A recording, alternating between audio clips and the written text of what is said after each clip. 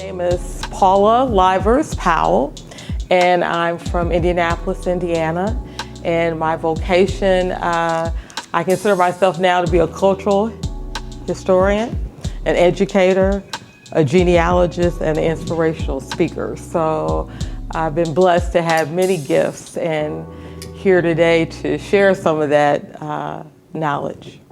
With regards to your genealogy background, could you tell me a little bit about your family history? Originally, my family is from Indianapolis, and as I've been doing this work in genealogy, I've discovered that my father's side was from Kentucky, my mother's side was from Alabama, but I've always had this feeling that we were from the Eastern Seaboard. So as an African-American historian, it's like I'm talking about everybody else's history except my family's.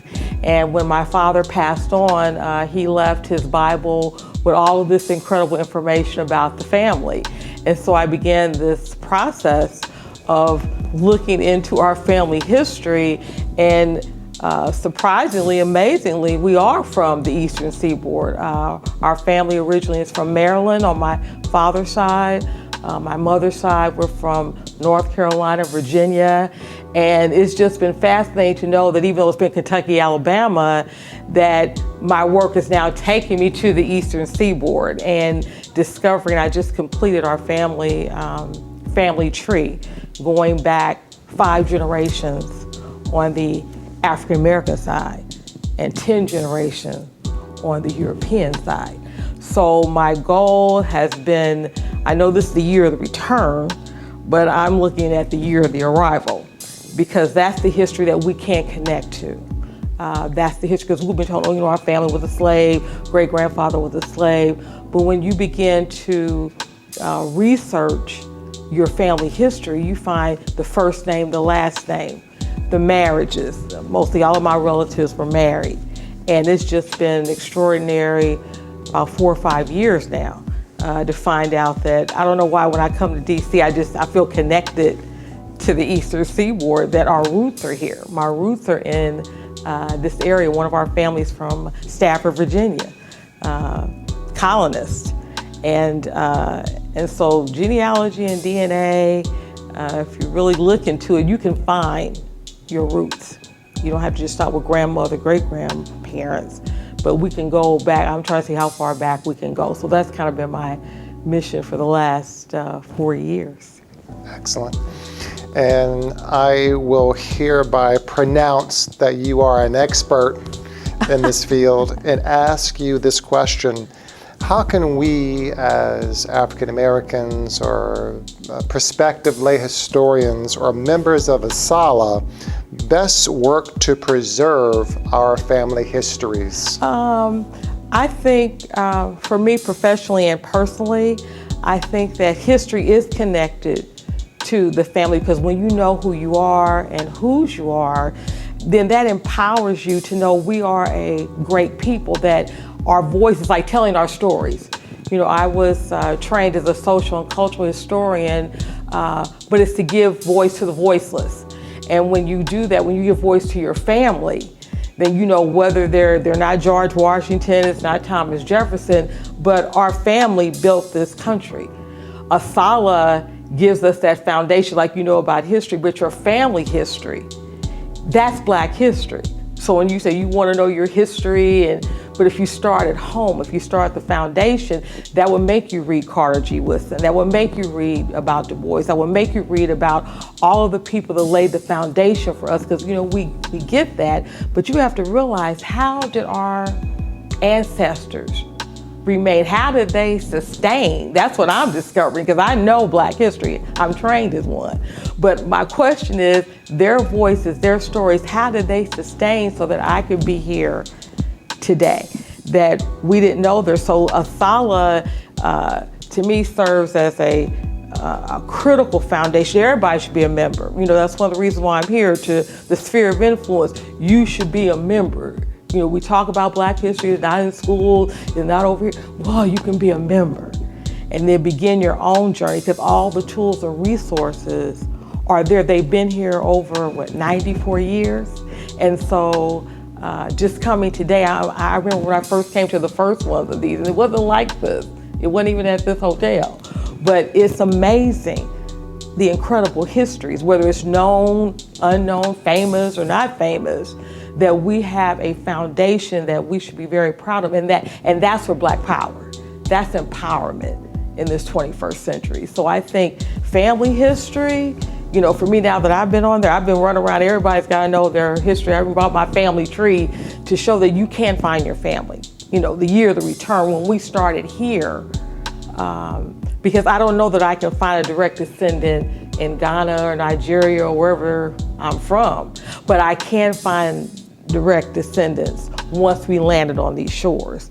And DC is a repository, the archives, the Library of Congress, just incredible. So at this juncture of my career, you know, it's like I done found a new passion, and that is discovering my roots. Speaking of roots, Alex Haley, the author of Roots, said, quote, "In every conceivable manner, the family is linked to our past, bridged to our future." What do you think about that statement? He's telling the truth, because everything, the genesis, it starts in your family, with the person that you become.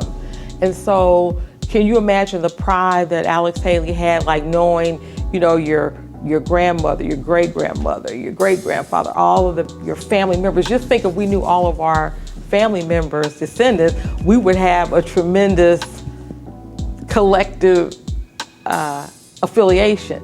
I have like now 1,400 members of a family, people I've never met, but just think if we all got together, that in and of itself, the sphere of influence.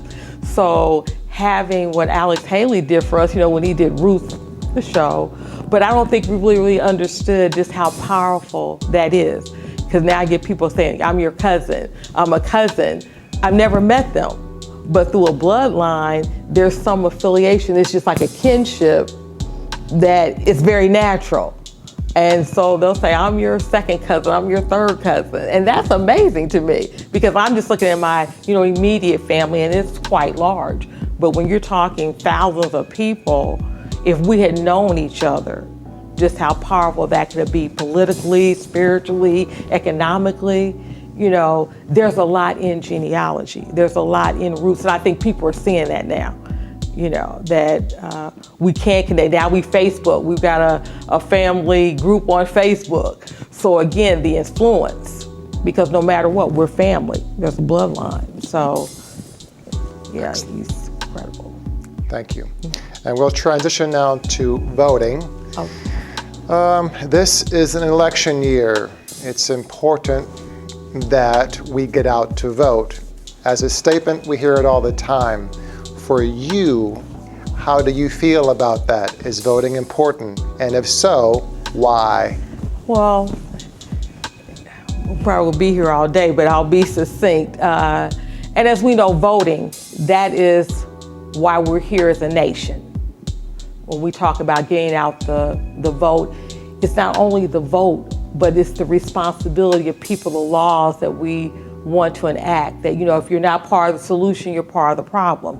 So it's easy to say, well, you get out and vote, but even the people that we're voting for, they have an obligation to hear our voices. So when we talk about young people, I've been in higher education. I was the director of an African American Resource and Cultural Center. And that is a center of young people. When you turn 21, you have the right to vote. But again, if you understood how this nation was established, I watched Washington last night on the History Channel, we would get out and vote. Because again, we didn't have the same opportunity. We're 227 years behind in terms of we had been allowed to vote when the Constitution passed. Just think where we would be at right now. So again, it's not only getting out the vote, but understanding why you must vote. That this is your voice. This is what makes the difference, and whether it's city council, whether it's the state senate, whether it's your congressman, it's not only just the president, but it's all the things that will make a difference in your life that people sometimes complain about. You got to show up. It's not even after you vote, you still have to show up. You voted someone in, you make them accountable for the things that they say that they want to do. So again, it's understanding the whole political process, because that's what this country runs on. It runs on voting. It runs on you having a voice. So that advocacy and associated just like groups just like ASALH, you know, it's a sphere of influence. And so constituency, I'm surprised today that the candidates aren't here. You know, I'm looking to see, I'm coming here, this is where they should be today. This circle of people that are here, I would say that some of the candidates or their representatives should have been here today. This is the group you want to talk to. These are the people that have a sphere of influence. And that's, so again, that's why I said voting, we just don't want to show up every 4 years. You need to show up every day. So again, I'm doing what I can in my community, using my sphere of influence. It's time to vote, getting involved. I'm going to be involved in this process. I always have. So again, our ancestors, they made a way out of no way. And so I'm sure when I hear the voice in the back of my head, it's like you could not vote. My nieces and nephews, you need to vote. You need to not just register, but you need to get out there and vote. A lot of people are registering, but you got to get up, because they got up. As soon as they could, they got up. And I'll just share this with you. I have an ancestor that was born in 1773. He was in Choctaw County, Alabama, but on his census record, you know, you have to put where you were born and your mother and father were born. And he said he was born in North Carolina. And as I'm doing the research, the first thing after 1870, I find his card that he registered to vote, and he voted in Alabama. So he had to have been about 80-something years old. So that to me, it was just so emotional that, you know, because we talk about 1964. But as soon as he could, the first thing he did was register to vote in Alabama. And so that right there in and of itself, you know, gives me the impetus to, you know, because sometimes we get kind of discouraged with, you know, the electoral process. But I think that as African Americans in this country, we don't have any other choice if we say we want to make a difference. So, yes, vote.